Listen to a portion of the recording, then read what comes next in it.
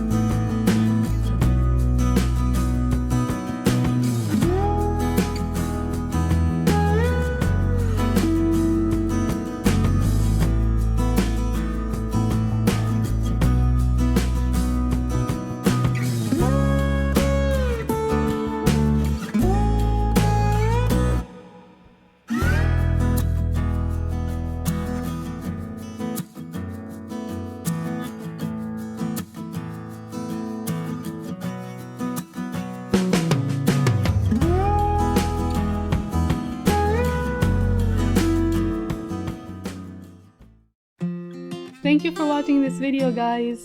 If you have any other questions related to making stems, leave them in the comment section below.